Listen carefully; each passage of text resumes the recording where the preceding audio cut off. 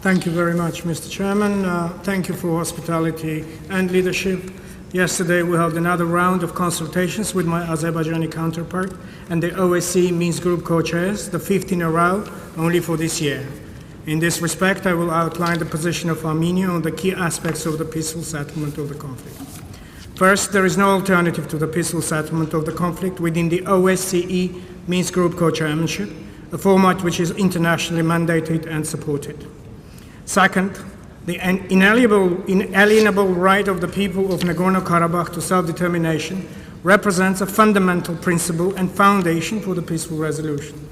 The recognition of this principle not to be limited in the scope of determination for the final status of Nagorno-Karabakh must be clearly and unequivocally accepted. The term without limitation clearly implies also the right to maintain and determine a status outside the jurisdiction, sovereignty, or territorial integrity of Azerbaijan. The persistent hostile policies and actions of Azerbaijan aimed at undermining and threatening the existential physical security of the people of Nagorno-Karabakh, including the latest attempted aggression by Azerbaijan against Nagorno-Karabakh in April 2016, emphasized the illegitimacy and impossibility of claiming jurisdiction by Azerbaijan over the people of Nagorno-Karabakh. Azerbaijan must assume direct commitment to recognition of the right to self-determination of the people of Nagorno-Karabakh by way of legally binding free expression of the will of the people living in Nagorno-Karabakh, the outcome of which should have no limitation.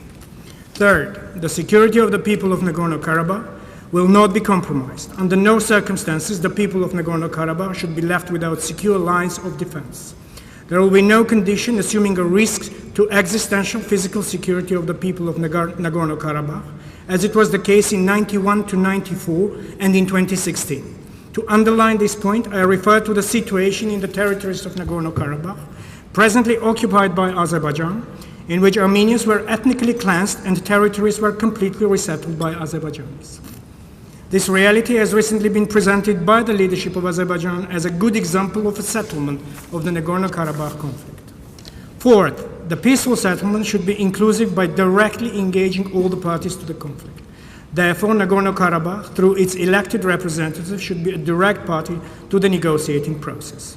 In this respect, we emphasize the necessity of full engagement of the elected representatives of Artsakh in the peace process, particularly on the core issues of substance. The government of Armenia will never engage in any activities which can violate the right of the people of Nagorno-Karabakh to freely determine their political status or can deprive them of the ownership of this process. Fifth, the peaceful settlement cannot take place in an environment of tensions and risks of escalation. Therefore, the 1994 and 1995 ceasefire agreements concluded between Azerbaijan, Nagorno-Karabakh, and Armenia should be strictly adhered to and strengthened. Risk reduction mechanisms, including OSCE mechanisms investigating ceasefire violations and monitoring ceasefire regime, including by way of expanding the office of the PRCEO, should be implemented. Sixth, the basic principle of non-use of force or threat of use of force should be unconditionally adhered to. The policies of hatred, intolerance, xenophobia, Armenophobia, instigated and directed by the leadership of Azerbaijan, should be denounced. Efforts should be reinforced to prepare populations for peace and to establish an environment conducive to peace. Seventh, the maximalist positions of Azerbaijan, which ignore the will and sensitivities of the people of Nagorno-Karabakh, are fundamental obstacles to a meaningful progress in the peace process. The inability of authorities of Azerbaijan to reciprocate the call for a compromise by Armenia is a point in case. To remind, the Prime Minister of Armenia demonstrated strong political will in announcing that any settlement should be acceptable to the people of Armenia, Artsakh, and Azerbaijan, which is to say that the settlement can only be based on a compromise. Mr. Chairman, Armenia remains engaged in good faith in the negotiating process and will continue to consistently work towards the peaceful settlement. At the same time, it is unacceptable that in light of the present domestic political developments in Azerbaijan, the latter sets out preconditions for the peace process as manifested in a position paper circulated on the eve of this Ministerial Council. Armenia rejects such a non-constructive approach.